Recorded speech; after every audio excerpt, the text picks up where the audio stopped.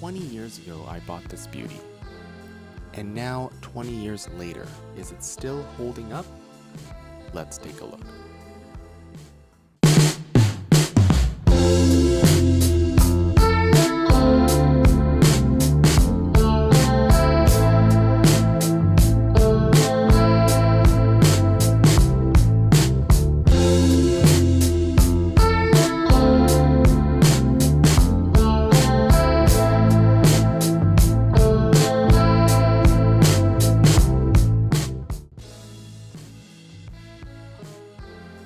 That was me in 2012 when I was playing live, and yes, that is a trusty Les Paul Special.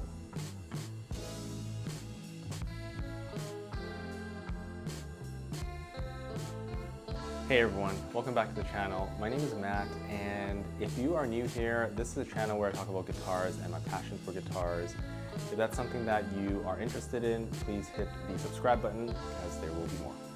So without further ado, let's talk about the Gibson Les Paul Special. This is a 2002 model that I got 20 years ago. I got it in 2006 on eBay.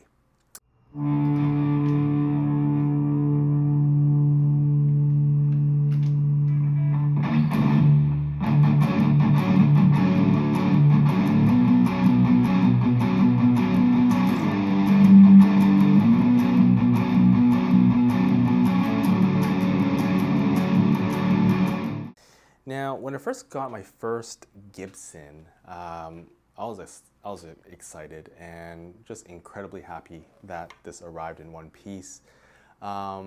This is really a solid guitar that I've owned for so long, and even though I haven't played it for close to 5 years now, I kind of just left it in storage. It's still something that I cannot let this guitar go, and there's a lot of reasons why. Let's talk about the specs first. Now, this guitar probably weighs around 9 pounds or so. Now, for reference, Fender Stratocasters usually weigh between 7 to 8 pounds, and a Gibson Les Paul Standard can go up to 10, 11, even 12 pounds. So those are pretty heavy guitars. What makes the Les Paul Special so special is, well, a few things. First of all, you're going to notice that there is no carved maple cap, right? It's a flat body, just one slab of mahogany. Now, I know a lot of people like the carved maple top, flame maple top. It looks beautiful, and the standards, they are definitely works of art. But there's just something about a very minimalist guitar where you can just grab and play shows. It's a true workhorse type of guitar. And that's one of the beauties about this one. I want to go ahead with the specs first. This has a 12-inch fingerboard radius. It's a very chunky neck, around 50s. And when you're barring a chord, it does really feel like you're barring like a baseball bat. It really does feel that chunky, and it feels great in the hand. Aside from that, you have the inlays. You have really good pickups. These are 490R and 490AT pickups. These are the same pickups that you find in a Gibson Les Paul Standard during the same era. So when it comes to sound, if all you're looking for is that classic Gibson Les Paul sound, you can find it in a Special. You know, it's not like they're not giving you the best of the sound here.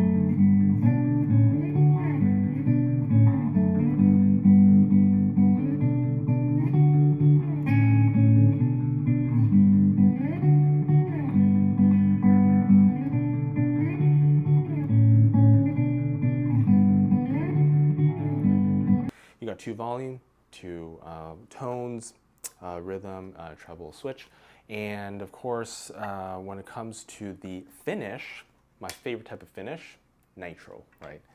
I've said this before on the channel. Nitro is one of the nicest finishes that you can have on a guitar. It's a very thin layer, and obviously allows the guitar to breathe. I'm not somebody who believes in that. Certain tone woods would sound better, but when it comes to looking at a guitar as like a work of art, it does make a difference. And nitro finish does look better when you're feeling it in person. Aside from that though, there hasn't been much changes to this guitar. The only thing that I changed was changing the input jack to a metal one because the plastic one that came with kind of cracked. And this one actually came with Grover tuners, but that was replaced. And you can kind of see. What makes this really fun to play, of course, is because of this faded type of feel, it makes the guitar extremely comfortable. And I've played so many shows with this one, played a lot of, obviously practiced a lot with this, but, I'm not afraid to say, like, even when I dropped this guitar, the quality still held up. So, this is kind of a sad story, but about a decade ago, I put the guitar on a shelf. The shelf was about 4 feet tall, I would say. And then I just kind of walked away. I was just talking to some bandmates and we all heard a thud. And our studio was based in the garage, so it's a concrete floor. And it hit face front. It hit, I think, the right corner first, and then it bounced and then it hit the left corner. And now you can see that you have these really nasty chips, but it still holds well. And one of the great things about Les Paul standards, Les Paul Studio Specials, even the juniors, is, they are heavy guitars, but they are so solid, the wood is so solid, and that's what contributes to the sustain.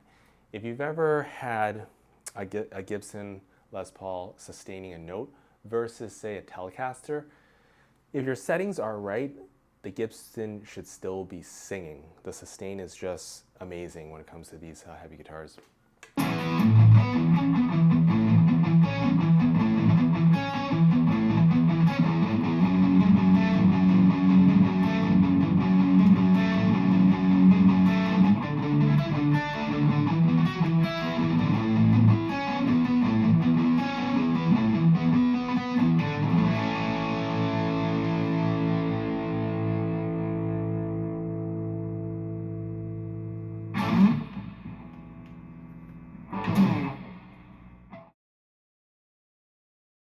Why would somebody want to get a Gibson, for example? Now, the Les Paul Special, it came out in 1955, and the Special was kind of designed as an intermediate guitar for people who didn't want a junior because a junior only had one pickup. But they also didn't want to go up to the price point of a standard. So they really wanted something in between. And the Special is the reason why you would get it. It's basically sits right in between. You don't want to get something that's too stripped down, but you also don't want something that is too fully loaded. And that's why the Gibson Special is still retaining its value really well. I got this guitar on eBay for about $650. It came with a hard case, shipping from the States, and I'm in Canada, so it arrived in 2006. And if you look at the prices online now, they're hovering around $1,000 to $1,500, depending on how nice it is. I don't plan to sell this, but it's actually kind of nice to see that your guitar is appreciating in value. And I do think that Gibsons in general will continue to appreciate. It just really depends on the economy. Right now, nobody's really willing to spend so much money. The economy is just not that good right now. But when it starts to pick up again, I think these are the guitars that you want to hold on to. So yeah, like it's truly a workhorse. Now, of course, you don't get the fancy neck binding. You don't get bigger inlays. If you look at the standard, they have bigger inlays, right? And you have a little bit more binding even on the body, the neck, all those things, right? And you also have a nicer flame maple top, right? These ones are like the faded versions. So if you're looking for something more fancy, this is definitely not it, right? You're not gonna be okay with this one. This is for people who truly just want a workhorse guitar that feels good, that plays well, it sounds great. It sounds great. Let's just go straight to the tones.